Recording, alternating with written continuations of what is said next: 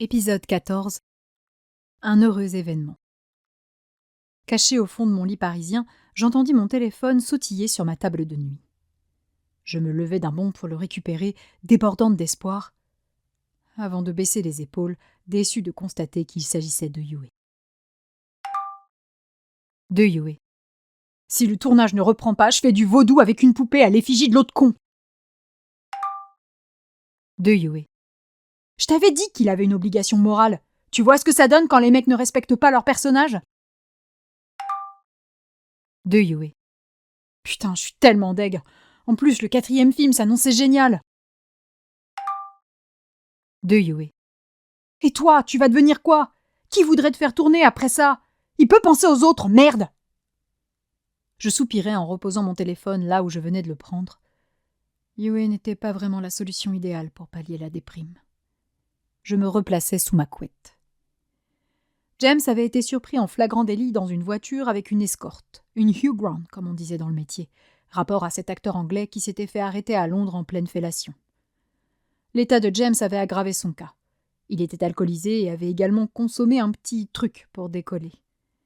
La police avait dû jubiler en tombant sur ce célèbre client récidiviste. Évidemment, la nouvelle s'était répandue comme une traînée de poudre, relayée par les bien intentionnés média people. Notre promotion avait été écourtée et les contacts avec les journalistes limités pour éviter les questions embarrassantes. Le studio avait suspendu le tournage jusqu'à ce qu'une décision soit prise concernant le personnage de Willam. J'étais donc rentré à Paris 3 jours plus tôt et j'attendais désespérément un message de la prod m'annonçant une reprise. La porte de l'appartement claqua. « Daphné, tu es réveillée ?» demanda Wen. Je ne répondis pas, les yeux rivés à mon plafond. Si Eishi était définitivement annulé, qu'allais-je devenir? J'avais tout misé sur cette carrière et je n'avais rien pour rebondir. Pas de projet, pas de diplôme. J'allais devoir me bouger, faire des pieds et des mains, supplier pour avoir des rôles. Allait-on me blacklister parce que j'étais Adélis Leroy, personnage populaire d'Eishi, série gâchée? Avais-je suffisamment de talent pour convaincre les productions françaises de m'embaucher? Peut-être pourrais-je me contenter de quelques apparitions dans des pubs ou de tout petits films d'auteur. Je pouvais aussi voir si les étudiants en école de cinéma acceptaient ma présence dans leurs courts-métrages. Dans le pire des cas, je pourrais enseigner la comédie. Et si vraiment, vraiment, je ne savais rien faire, alors je pourrais toujours faire critique de cinéma. Je plissai les yeux, au supplice. Mon avenir était dans le brouillard. « Hé, Daphné, ça va ?» Wen était venu s'asseoir sur le lit, près de moi. Je rouvris les yeux dans un soupir de dépit. « Non, j'ai pas eu d'appel, alors ça va toujours pas. »« Tu vas voir, ça va venir. Ils vont te contacter. Je t'ai acheté un pain au chocolat pour ton petit déjeuner. Je me suis dit que ça te remonterait un peu le moral. »« Ouais, bah raté, j'ai pas faim. » Wen m'observa un instant, les lèvres pincées. « Allez, tu veux faire un tour quelque part pour te changer les idées? On peut aller dans le 13e manger un faux. Une connaissance de mon oncle m'a donné une excellente adresse. » Je ne répondis pas. Je n'avais envie que d'une chose, qu'on m'appelle pour m'annoncer que le tournage reprenait. Sinon, William m'a conseillé un bon japonais spécialisé dans les ramen. « J'ai pas envie de sortir manger, Wen !» m'agaçai-je. « Je veux reprendre mon tournage. » « Donc tu vas rester au fond de ton lit à ne rien faire jusqu'à ce qu'il t'appelle. »« S'il m'appelle, oui. »« Et s'il ne t'appelle pas ? » ?»« Je resterai au fond de mon lit toute ma vie. » Charmant programme. Tu m'expliqueras le lien entre le fait de végéter dans son lit jusqu'à la fin de ses jours et la reprise d'un tournage à plusieurs millions de dollars. Hein. Je laissai filer un râle d'agacement. « Tu peux quand même comprendre que ça va pas, non ?»« Ah, mais je comprends, Daphné. Ça fait 3 jours que tu es rentrée et ça fait 3 jours qu'on est enfermé ici à ne parler que de ça. Je ne peux que comprendre. Ravie d'apprendre que je te fais chier avec mes problèmes, hein. Désolée, excuse-moi d'être malheureuse, j'ai plus d'avenir. » Il leva un index autoritaire. Ne me prête pas d'intention. Je n'ai jamais dit que ça m'ennuyait d'en parler. Par contre, cela fait effectivement 3 jours que je passe mon temps à t'expliquer que ça ne sert à rien de paniquer et que ton tournage va reprendre. « Qu'est-ce que t'en sais ?» Il leva les yeux au ciel. « Daphné, sois logique. Tu penses vraiment qu'une anecdote pareille peut ruiner la franchise? Vraiment?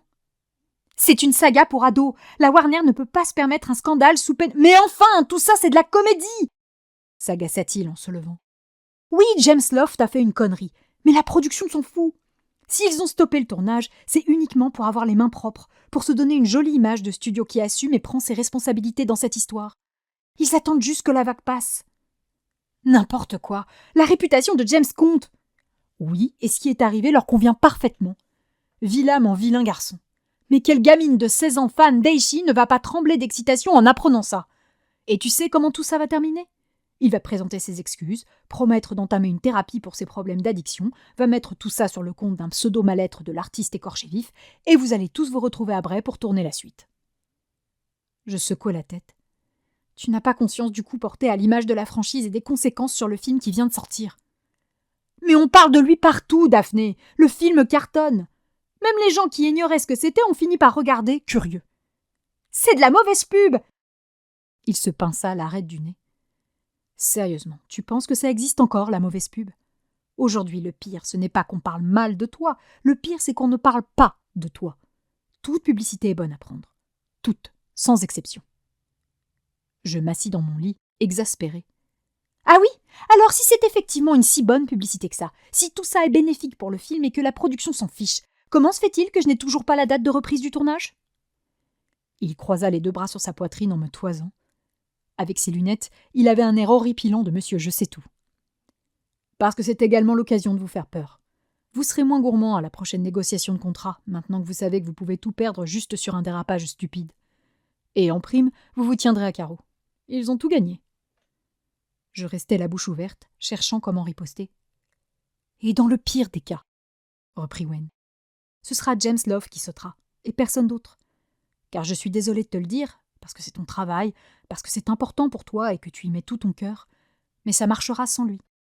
Eishi fonctionnerait même sans toi. Je me renfrognais. Sympa. Entre Yue et Wen, bonjour le soutien. Et contrairement à toi, moi je suis ravie que le tournage ait été interrompu. Je suis heureux de pouvoir passer le nouvel an avec toi. Tu m'excuses, hein, mais ça me fait très plaisir de te retrouver. Je baissai le nez sur ma couette, un peu honteuse. Bien sûr que j'étais heureuse de pouvoir passer un peu de temps avec lui, mais le sentiment qui dominait, là, tout de suite, c'était la peur de perdre mon travail sur lequel j'avais tout misé. Alors, faux ou ramen? Insista-t-il. Je laissai échapper un ronflement d'agacement. Wen, j'ai pas envie de sortir, répondis-je en plantant mon regard dans le sien. Il soutint sans faiblir. Je rassemblai toutes mes forces pour l'affronter. Wen avait vraiment un regard noir déstabilisant quand il était contrarié, et j'imaginais que, bien utilisé, dans son boulot, ce devait être une arme redoutable. Nous restâmes un instant à nous regarder, décidés à camper sur nos positions. « Très bien, tu sais quoi? Tu vas bouger. Aujourd'hui, on va sortir, je te le garantis, » dit-il, légèrement menaçant. Je l'observais quitter ma chambre, intrigué. Après quelques secondes de silence, je l'entendis parler. À qui pouvait-il bien téléphoner? William? Pouah, je n'avais vraiment pas envie de le rencontrer, celui-là. Mais impossible, Wen m'avait dit que William partait en vacances au ski pour les fêtes. Cléa, peut-être? Peu probable. Elle devait être en Bretagne avec sa famille. Il revint dans ma chambre 2 minutes plus tard, son portable à la main. Voilà, j'ai discuté avec ton père. Il t'attend au milieu d'après-midi. Je manquais m'étrangler avec ma propre salive. T'as osé appeler mon père? Oui, je lui ai dit que tu profitais de ma voiture pour passer rencontrer ton frère. Dépêche-toi, départ pour la Bretagne dans 20 minutes. Quoi? Mais on va dormir où? J'ai plus de chambre, et à moins qu'on aille annoncer à Yue la grande nouvelle, chez toi, c'est mort. On prendra un hôtel sur place, ou on fera l'aller-retour dans la journée. Peu importe. Allez, bouge-toi, je t'attends. Putain, Wen, t'avais pas le droit! Mon père m'ignorait complètement depuis la naissance de son 3e lardon, et j'estimais que ce n'était pas à moi de faire le premier pas pour reprendre le contact. Quand on tient à une personne, il faut aussi savoir lui dire quand elle fait de la merde. Et tu sais quoi? Je levai les yeux au ciel. Laisse-moi deviner, tu fais de la merde, exactement, compléta-t-il avant que je n'aie terminé ma phrase. T'es pas gentil, bougonnai-je en repoussant le drap. Oui, je t'avais prévenu, hein. Maintenant, tu te lèves et tu t'habilles. Si tu n'es pas prête dans 20 minutes, je pars sans toi. Tu te débrouilleras pour expliquer à ton père pourquoi tu n'es pas venu voir ton petit frère. Il sortit de la pièce d'un pas décidé. Je soufflai bruyamment de façon à ce qu'il comprenne bien mon mécontentement. Me farcir presque 4 heures de route pour rejoindre la Bretagne dans le froid de décembre afin d'aller voir mon père et le mioche qui m'avait indirectement volé ma chambre, c'était bien la dernière chose dont j'avais envie là tout de suite alors que mon avenir ne tenait qu'à un fil. J'entrais dans mon dressing en tapant des pieds et manipulais vivement cintre et tiroir. En quête d'un sweat, je croisais une des robes de cocktail que je mettais pour sortir avec Alice. Je la contemplais avec nostalgie. J'avais détesté traîner dans ces soirées avec elle. Pourtant, là, j'angoissais à l'idée de devoir y renoncer. Je fus soudain prise d'un regain d'espoir. Il me restait une chance de continuer à faire l'actrice, une proposition que mon agent était réticente à accepter car elle trouvait le personnage un peu léger, l'Italie. Sandro Capobianco me voulait toujours dans le rôle de cette jeune fille tout juste sortie de l'adolescence qui séduisait malgré elle le principal protagoniste masculin. Je retournai dans la chambre et récupérai mon portable. La voix de Wen retentit depuis le salon. « Tu te prépares, j'espère. Plus que 15 minutes. »« C'est bon, je passe un coup de fil et je m'habille. » bougonnai-je. Je lançai l'appel à Alice. Mon agent, fidèle au poste, décrocha sans attendre. « Oui, Daphné, du nouveau ?»« Malheureusement, non. » soupirai-je. « T'en fais pas, ça va venir. Sois patiente. » C'est ce que dit Wen. « Bah écoute, monsieur Wen. » Je ris nerveusement. « Non, si je t'appelle Alice, c'est que j'ai pris ma décision. On accepte l'Italie. » Il y eut 3 secondes de silence. « Mais t'es sûr ? Capobianco ne nous a même pas encore envoyé la dernière version du scénario. Te précipite pas comme ça, dans la panique. T'auras d'autres propos. »« On accepte, Alice !» l'interrompis-je froidement. « T'es certaine de... »« C'est ma carrière, c'est moi qui décide. J'ai dit, on accepte. » Alice soupira. « Ok, c'est toi qui décides. Je m'occupe de ça dès lundi et je te tiens au courant pour une éventuelle audition. » Ça marche, merci. De rien, Daphné, je suis là pour ça. Tu profites de cette pause pour rendre visite à ta famille ou bien tu restes enfermée dans ton appartement pour un nouvel en caliente avec Monsieur Wen? On passe voir ma famille aujourd'hui, mais je pense pas qu'on restera longtemps. D'accord. Tiens, d'ailleurs, ta famille, elle est bien de Bretagne, n'est-ce pas? Oui, pourquoi? Parce que je reçois des messages bizarres d'Angleterre. Tu ne m'as pas dit que ta mère était anglaise? Si, mais vu qu'elle m'a salement abandonnée, je vois pas pourquoi elle chercherait à reprendre contact maintenant. La thune, cocotte. Tu gagnes bien ta vie, ça attire les vautours. Je me sentis un peu bête sur le coup. Ah, j'ai peu d'informations à son sujet. Son nom de famille est Brown, si ça peut t'aider. Ouais, non, ça ne correspond pas du tout. Là, il s'agit d'une certaine Diane Davis. Méfie-toi, la personne est tenace. Je reçois 6 à 7 messages par semaine, et elle est très agressive. J'étais à 2 doigts de l'insulter l'autre fois. Je l'ai bloquée, mais elle revient régulièrement à la charge. Filtre tes messages au maximum, et si elle continue, j'irai déposer une main courante pour harcèlement. Wow. Je n'ai pas regardé depuis un moment, admis-je. Mes messageries sur les réseaux étaient illisibles. Encore une fois, c'est peut-être juste une folle qui tente sa chance, hein, insista Alice. Mais des fans tarés, il y a quelques exemples tragiques dans l'histoire de la célébrité. Alors, reste prudente. J'eus une petite montée d'angoisse tout à coup. Alice semblait inquiète. Y avait-il réellement danger? Ça marche, merci de ta vigilance. Je fais ce que je peux, louloute, mais je suis pas omnipotente. Protège-toi. Et Monsieur Wen aussi. Hein. On fera attention. Bonne année, Alice, et à bientôt. Bonne année. Je te recontacte rapidement pour l'Italie. Arrivederci. Elle raccrocha. Je soufflais, soulagée. Bon, ce n'était pas un grand rôle, mais ce serait un moyen de ne pas tomber dans l'oubli. Plus que 10 minutes! Je ramassai vivement mes vêtements. C'est bon, ça va, j'arrive! Aboyai-je. J'enfilai mon jean et un large sweat bleu marine acheté durant ma dernière virée new-yorkaise, puis je retrouvai Wen qui m'attendait au milieu de mon salon, son manteau sur le dos et un paquet bleu ciel à la main. Un cadeau? M'étonnai-je. Oui, c'est une cape de bain panda. Salomé a la même et je la trouvais mignonne, alors je l'ai commandée pour l'offrir à ton petit frère en cadeau de naissance. Je fronçai les sourcils. Salomé? Il soupira. La fille de Manon et Guillaume.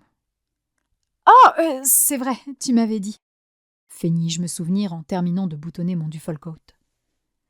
Tu as tout, on peut y aller? Attends, on prend quelques affaires au cas où on passerait la nuit là-bas? Wen leva le sac qu'il tenait en main gauche. Tout est là. Il ouvrit la porte de l'appartement et m'invita à sortir. « Waouh, tu penses vraiment à tout, toi. Je vais t'engager en tant qu'assistant. » Il me jeta un regard glacial en faisant claquer la porte derrière nous. « Je fais déjà l'assistant pour toi, et laisse-moi te dire que je ne suis pas payé assez cher. » Je ris en le suivant vers l'ascenseur. Nous montâmes dans sa petite Clio qui dormait dans mon box pour sortir du parking puis de Paris, direction la Bretagne. « Mais ce que tu veux, » dit-il en me tendant son portable connecté à la voiture et qui diffusait le piano mélancolique de Rêverie de Debussy. « Non, j'aime bien Debussy. »« Joli !» me félicita-t-il, surpris que je reconnaisse. Avec lui, j'avais refait toute ma culture musicale classique. Nous nous tûmes un instant, profitant de la musique. « J'ai appelé Alice, » lui annonçai-je. « Et elle avait des nouvelles ?»« Non, mais je lui ai dit que j'acceptais le tournage en Italie. » « Très bien. » Il y eut un silence. « Tu en penses quoi ?» Il prit son temps pour répondre, concentré sur sa conduite. « Tu as déjà accepté ou bien tu hésites et tu veux mon avis ?»« J'ai déjà accepté. »« Ok. Alors je te soutiens pleinement dans ta décision. Si tu te sens mieux avec ce projet devant toi, fonce. Et si c'est un mauvais choix, tu peux compter sur moi pour assumer avec toi et ramasser les morceaux. » Je pinçais les lèvres, touchée. Ce ton décidé, cette sincérité, c'était incroyablement bon de pouvoir compter sur lui. Et pas que pour l'Italie. Je bricolais sur son portable et lançais la chanson du Gros Poisson dont j'avais appris à reconnaître les caractères. Wen sourit en entendant résonner les premiers accords. Je glissai ma main sur la sienne, sur le levier de vitesse. « Merci, » murmurai-je. Ce merci couvrait l'intégralité de ses actions pour ces 4 derniers jours. Il rougit un peu. De rien. Le voyage jusqu'à Châteaugiroux se fit dans le calme, au son de la musique de Wen. J'en profitais pour roupiller un peu. J'avais un peu de mal à me remettre du décalage horaire malgré la mélatonine. Nous fîmes toute la route d'une traite, Wen semblant pressé d'arriver, et il était presque 15 heures lorsque nous nous garâmes devant le pavillon de mon père. Je descendis de la voiture, mon portable à la main. Toujours rien. « Lâche ton téléphone, Daphné !» gronda Wen en faisant le tour du véhicule pour me rejoindre. Je laissai tomber ma mâchoire, outrée. « Oh, ça te va bien de dire ça ! Tu m'as vu regarder mon portable une seule fois depuis notre départ de Paris ? Oh, la mauvaise foi ! Tu conduisais !» « Range ton portable. » Je soupirai d'agacement en glissant l'appareil dans la poche de mon jean. Nous nous arrêtâmes devant la porte du pavillon de mon père, le temps que je retrouve la clé sur mon trousseau. « Je leur donne mon cadeau et je file, » m'informa Wen. « Comme ça, on n'a pas l'air trop collés l'un à l'autre, c'est discret. Je t'envoie un message pour te récupérer ?» Je souris en coin en enfonçant ma clé dans la serrure. « Ça sert à rien, tu sais. »« Pourquoi tu dis ça ?» demanda-t-il, inquiet. « Mon père sait pour toi et moi. »« Quoi ? Mais comment ? C'est... Depuis quand ?» Sa réaction me fit rire. « Depuis longtemps. »« Papa, c'est Daphné et Wen !» chantonnai-je. J'entrai dans la maison et me tournai vers mon chauffeur qui était resté planté sur le pas de la porte, sous le choc. « Bah, viens, il va pas te manger !» Wen me rejoignit en faisant une moue désapprobatrice. Je refermai la porte derrière nous. « Ah, vous voilà !» se réjouit mon papa qui descendait les escaliers pour nous accueillir. « Vous tombez bien, Isaac vient juste de se réveiller. » Il m'enlaça. « Ah, ma princesse !» Je me laissai faire. Sa princesse, il l'avait un peu oubliée ces derniers temps. Hein. Et son cavalier. « Bonjour, Wen. Tu vas bien ?» demanda mon père en tendant la main à mon amoureux, que j'avais rarement senti aussi anxieux. « Bonjour, monsieur Dulcet. C'est un plaisir de vous voir aujourd'hui. » Je me mordis l'intérieur de la joue. Wen cherchait à faire bonne impression. Poignée de main ferme, en train maîtrisé mais palpable. C'était trop mignon. « Appelle-moi Julien. On se côtoie depuis tellement d'années. »« Oh, vous avez apporté un cadeau ? Il ne fallait pas. »« Je vous en prie, ce n'est pas grand-chose, » dit Wen en présentant son paquet à mon papa. Ce dernier s'en saisit. « On va monter l'ouvrir avec Élodie. Ne faites pas trop attention au désordre. Nous sommes un peu débordés avec l'arrivée d'Isaac. » Mon père remonta à l'étage. J'ôtai mon dufalcote et allai l'accrocher dans la penderie située dans l'entrée. J'invitai Wen à faire de même. « Je fais quoi ? Je reste ou » chuchota-t-il sur un ton trahissant qu'il n'était pas serein. Mais oui, reste. Tu pourras voir le bébé comme ça, le rassurai-je en récupérant son manteau. Je refermai la porte de la penderie et traversai le couloir pour atteindre l'escalier qui menait aux chambres. En passant devant le salon, je pus constater toute l'ampleur de la tornade Isaac. Des panières de linge partout, la table de la salle à manger encore couverte des restes du repas du midi, sans parler des jouets de Ben étalés dans la pièce. Ma famille n'était déjà pas très organisée habituellement. Mais alors là, même moi, je n'aurais pas pu vivre dans un tel capharnaüm. « Daphné !» s'écria Ben lorsque nous arrivâmes à l'étage. Il quitta ma chambre pour courir jusqu'à moi. Je ris en le prenant dans mes bras. « Oh, mais c'est que t'es devenu lourd, toi !»« Je suis trop content que tu sois là !» dit-il en m'enlaçant. J'échangeai un regard attendri avec Wen. « Quand est-ce que tu reviens à la maison ?» demanda Ben, calé dans mon cou. Mon cœur se serra. Je ne sais pas. Tu sais, maintenant, Je m'arrêtai là, incapable de trouver les mots pour éviter de faire du mal à un petit garçon de 4 ans. Daphné est grande, tu sais, lui expliqua Wen. Elle a sa propre maison désormais. Et puis, elle dormirait où? Il n'y a plus de place ici. Ouais, c'est vrai. Ils sont beaux, s'extasia Ben en caressant mes cheveux blancs. Ah, les enfants et leur capacité de concentration de 15 secondes. T'es chou, mais les tiens sont bien plus jolis. Je le reposai par terre. Tu nous présentes ton frère? Suggéra Wen à Ben. Oui, venez, faut pas faire de bruit, hein, nous avertit-il en plaquant grossièrement son index sur sa bouche. Nous suivîmes Ben vers son ancienne chambre redécorée pour Isaac de motifs naïfs évoquant la mer. Élodie était debout au milieu de la pièce, Isaac dans les bras. Mon père se tenait près d'elle, le regard débordant d'amour rivé à son deuxième fils. Je ne pus m'empêcher de ressentir un pincement au cœur familier, le même que j'avais ressenti lorsque j'avais rencontré Ben pour la première fois à la maternité. Eux et moi. « Bonjour tous les deux », nous salua Élodie. Elle avait d'énormes valises sous les yeux et son débit de parole traduisait une certaine fatigue qui n'était pas sans me rappeler celle de Tina. « Ils nous ont apporté un cadeau », annonça mon papa en tendant à sa compagne le paquet bleu ciel. « C'est de la part d'Owen », m'empressai-je de préciser. « Je ne pensais pas vous revoir tout de suite. Non, enfin, Daphné, souviens-toi, c'est toi qui m'as demandé de le commander. » intervint immédiatement Owen. Je lui adressai un regard reconnaissant. C'était adorable de sa part, mais inutile. Je n'avais pas assuré, je n'avais qu'à assumer. Mon père, qui me connaissait bien, ricana en déchirant le papier cadeau. « Daphné, tu lui as offert un carrosse pour se déplacer. Je ne crois pas que ce petit prince ait besoin de cadeaux supplémentaires. »« Oh, une serviette pour le bain avec des oreilles de panda. Regarde, Élodie. »« C'est trop mignon. Merci beaucoup, Wen. » Wen sourit timidement. « De rien. »« Alors, Isaac, » commença Élodie en s'approchant de moi, « je te présente ta grande sœur. » Elle me tendit mon minuscule petit frère habillé d'un pyjama bleu marine un peu trop grand. Je l'attrapai avec précaution en prenant bien garde à soutenir sa tête. « Bonjour Isa, je suis celle qui t'aidera à faire plein de bêtises, » plaisantai-je. Le nouveau-né somnolait à moitié en tétouillant sa langue. Il était tout fripé et empestait le vomi séché. Charmant. Élodie déposa un baiser sur le front de son fils. « C'est une super actrice, tu verras, tu seras fier d'être son frère, » chuchota-t-elle à son oreille. Je souris, un peu crispée à ce moment-là. Étais-je encore vraiment actrice? « Maman, je peux faire de la pâte à modeler ?» demanda Ben. « T'avais dit que je pourrais après manger. » Élodie leva les yeux au ciel. « 2 minutes, Ben. Profite de ta sœur. Tu la réclames tout le temps. Et quand elle est là, tu veux partir faire de la pâte à modeler ?» Mon petit frère fit son irrésistible moue tristounette.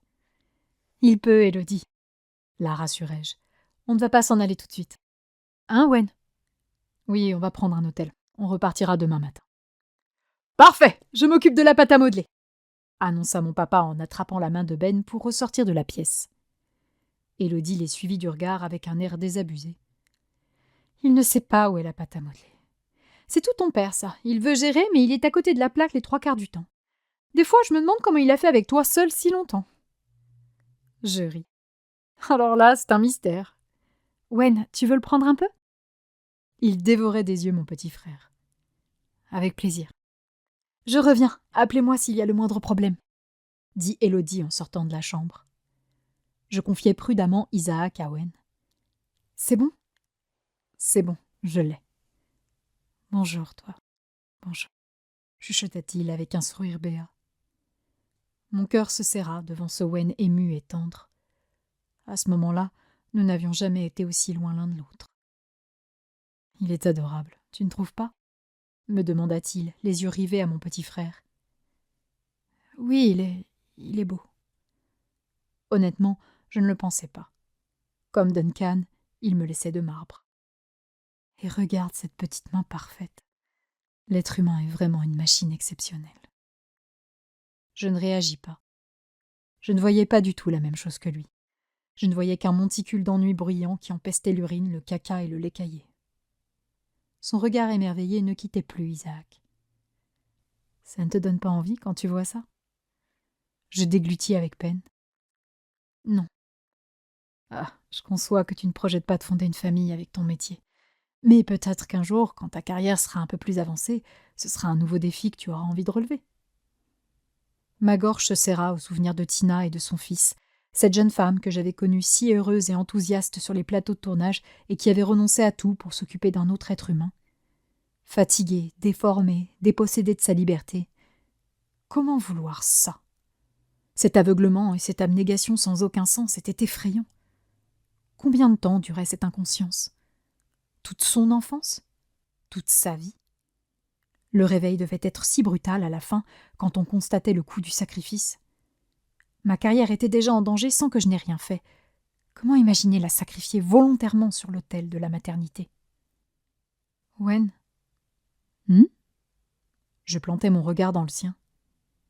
Je ne veux pas d'enfant. Daphné, tu as le temps. C'est complètement hors sujet actuellement et je... Non, Wen, tu n'as pas compris. Je sais, et ce sera jamais, affirmai-je. Je ne voulais pas de famille. Je refusais de porter ce fardeau. Je ne voulais m'occuper que de moi, de mes intérêts, de mon avenir. Je ne voulais m'inquiéter que pour moi. Et pour lui. Je vois, se contenta-t-il de dire, les yeux rivés à mon petit frère.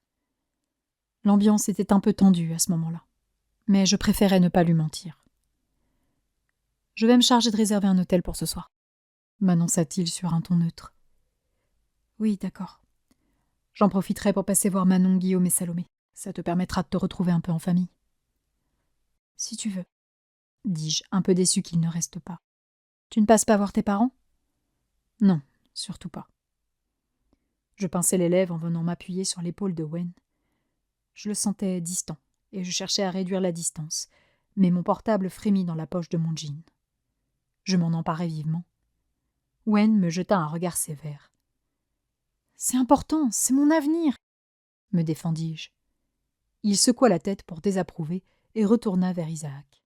« Vas-y. » Je sortis de la pièce pour éviter de troubler Isaac avec un éventuel appel. J'accédai à ma boîte mail professionnelle et y trouvai un mail de la production. Je l'ouvris, tremblante. Je sautai le corps du message pour aller directement à la dernière phrase. Nous vous attendons donc tous à Bray pour le 3 janvier. Je me plaquai une main sur la poitrine, soulagée comme jamais. Eishi continuait. J'étais sauvée. « Ça va, Daphné ?» s'enquit mon papa en arrivant, un biberon à la main. « Ah oui, ça a même jamais été aussi bien. Le tournage de mon film reprend. »« Parce qu'il avait été interrompu ?» s'étonna-t-il avec de grands yeux blancs. Je serrai les mâchoires. « Oui, il y a eu un petit contretemps. »« Mince, je l'ignorais. »« Ouais, t'ignores pas mal de choses me concernant ces derniers temps, hein ?» fis-je remarquer avec une pointe d'amertume. Mon père resta figé sur place, surpris par l'attaque. « Daphné, ce n'est pas volontaire, enfin, Comprends-moi, je suis débordée. C'est difficile d'être papa 3 fois. Là, je viens de faire semblant de manger 3 gâteaux en pâte à modeler. Je tente de discuter avec ma fille qui me manque beaucoup avant de donner le biberon à mon tout petit. J'ai 3 semaines de linge en retard, quasiment autant de vaisselle. J'essaie, je t'assure, mais je ne suis pas parfait. » Je soupirai. « Je sais, papa. Juste un message quand je t'envoie une photo. Ça me ferait plaisir. » « Je vais essayer. Promis. » « Merci. » Je pris mon papa dans mes bras et inspirai profondément. Ah, ce parfum. Toute mon enfance.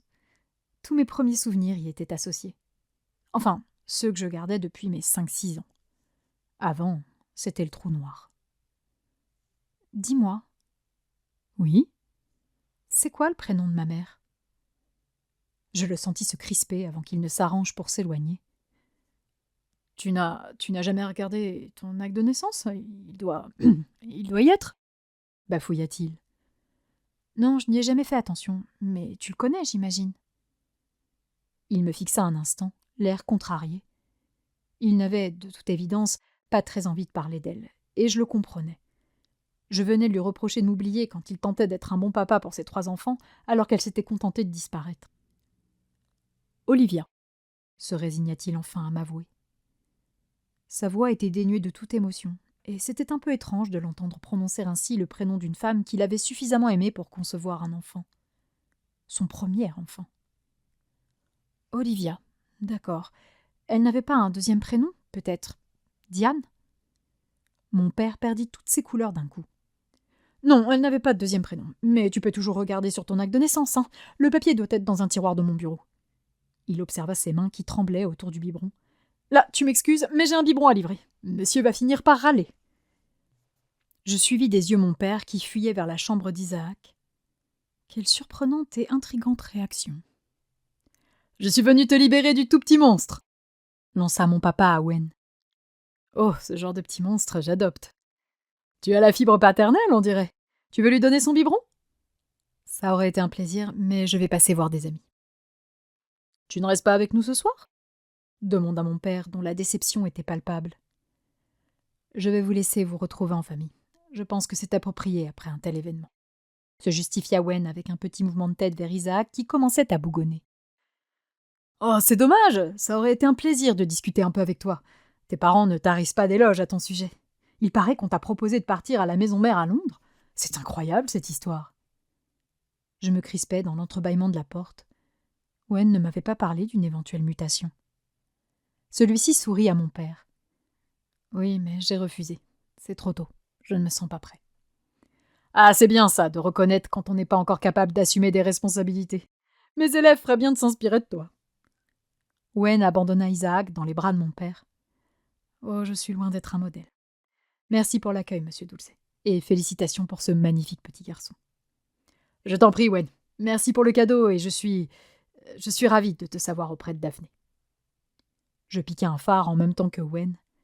Mon père ne semblait pas non plus très à l'aise dans cette situation. Bon, je vais y aller, hein, reprit Wen. Bon appétit, Isaac. Merci pour lui, s'amusa mon papa. Wen quitta la pièce. Je le suivis en silence jusqu'au rez-de-chaussée, un peu troublé par les révélations de mon père à son sujet. Il récupéra son manteau dans la penderie. Le tournage reprend, c'est bon, l'informai-je. Il laissa filer un petit soupir là. Quelle surprise. Tu repars quand, du coup? Le 3 janvier. D'accord. Ne tarde pas trop pour le billet d'avion. Oui, je vais appeler Alice tout de suite. Il replaça le col de son manteau. Tu ne m'avais pas dit qu'on t'avait proposé de partir travailler à Londres? Dis-je prudente. Pas l'ombre d'un reproche dans ma voix. Je ne cherchais qu'à comprendre. Wen haussa les épaules. N'était pas la peine de t'en parler alors que je n'hésitais même pas à accepter, non? Je penchai la tête sur le côté en faisant la grimace. Ouais, je me sentais un peu exclue là. Je m'occupe de l'hôtel. Je te tiens au courant en cas de problème, d'accord? D'accord, répondis-je tristement. Profite bien de ta famille. À tout à l'heure. Il m'embrassa rapidement sur les lèvres avant de s'éloigner. Un baiser sec et triste, une convention. Je le retins par le bras. Wen, attends. Il se tourna vers moi. Oui? Tu veux vraiment pas rester avec nous ce soir? Je ne voulais pas qu'il parte. Il soupira. Honnêtement, je pense qu'il est préférable qu'on passe un peu de temps chacun de notre côté. Ça nous fera du bien. Je viens de prendre vers 22h pour aller à l'hôtel. Ok? Je baissai le nez, déçu. Il avait besoin de souffler loin de moi. Et en même temps, cela n'avait rien d'illogique. Pardon, murmurai-je, la gorge serrée. Ses épaules s'affaissèrent. Daphné. Pardon pour ces 4 derniers jours, répétai-je. J'ai été odieuse avec toi, j'en ai conscience, et je suis vraiment désolée. J'ai eu peur de tout perdre. J'ai paniqué et j'ai réagi bêtement. Il sourit en coin. Ce n'est pas grave. Il arrive à tout le monde d'avoir de mauvaises passes. Il faut juste que tu apprennes à les gérer et à arrêter de stresser alors que l'évidence est sous tes yeux. Oui, c'était complètement puéril de ma part, reconnus-je, honteuse. Il m'attrapa par la nuque et me ramena contre lui pour m'embrasser. Un vrai baiser, cette fois, tendre et chaleureux, une déclaration. Je soupirai quand il s'éloigna. Et tu sais, moi aussi je suis heureuse de pouvoir fêter le nouvel an avec toi, dis-je tout bas. J'apprécie tes excuses, et je te promets que tu ne regretteras pas d'entamer cette nouvelle année avec moi. Tu vas voir, la soirée sera inoubliable. Toi, moi, du champagne et du bain moussant. Alléchant. Mais t'étais pas censé passer le réveillon du 31 avec les membres de ton cabinet? J'avais désormais conscience de l'importance des soirées entre collègues en dehors des heures de travail officielles, et je n'avais pas envie de lui porter préjudice. Il leva la main pour replacer une mèche de cheveux derrière mon oreille. Son regard était si doux à ce moment-là. Si, mais tant pis, je serais malade. Mes yeux se mouillèrent un peu. Le véritable sens de cette déclaration? Tu es ma priorité, alors que je n'avais été qu'une péronnelle ingrate ces derniers jours. Je vins me blottir dans ses bras. Il me serra contre lui avec prudence. Merci, murmurai-je. J'aurais tant aimé pouvoir lui proposer de l'accompagner à cette soirée. Mais nous devions rester cachés aux yeux de tous. Enfin, de presque tous. Wen, j'aimerais vraiment que tu restes avec nous ce soir, s'il te plaît. Il m'embrassa sur la joue. Tu es sûr? Ils ont l'air épuisés avec le bébé. Ce n'est peut-être pas très judicieux de leur faire ajouter un couvert. On les aidera. S'il te plaît, j'aimerais que tu dînes avec nous. Officiellement. Je plongeai mon regard dans le sien pour qu'il comprenne l'importance de cette étape pour moi. Il ravala sa salive de façon visible. Tu penses que je peux? Je ne pense pas que tu peux. Je pense que tu dois. Alors d'accord, souffla-t-il. Je le ramenai contre moi et fermai les yeux. Je ne sais pas ce que je ferais sans toi, tu sais, lui glissai-je à l'oreille. Il avait quand même été d'une patience d'ange. Il avait consolé quand il fallait consoler et sermonné quand il fallait sermonner. Il avait été à la hauteur, comme à chaque fois. Je ne le méritais pas. Il rit caché contre mon épaule. Tu seras à Paris au fond de ton lit en train de pleurer. Et moi, je serai devant mon ordinateur à transpirer sur un contrat pour Way au lieu de transpirer à l'idée de dîner avec le père de ma petite amie. Je bondis hors de ses bras. Tu stresses? Oh, arrête enfin, tu vois bien qu'il t'adore. Ça, c'est parce qu'il me connaît de loin. Dès qu'il aura compris à quel point je suis barbant, il va te conseiller de changer discrètement tes serrures. Tout ira bien. Il va t'aimer exactement comme je t'aime. Wen éclata de rire. Alors, à ce point, je ne l'espère pas, non? Je pouffai, caché derrière ma main, réalisant la stupidité de ce que je venais de dire. Pardon, Wen, je suis un peu fatiguée. C'était pas... Enfin, il va t'apprécier de la même manière que... Bon, t'as compris. J'ai compris, oui. Merci. Je l'invitai à revenir m'embrasser. Aujourd'hui, Wen et moi faisions un petit pas dans la bonne direction.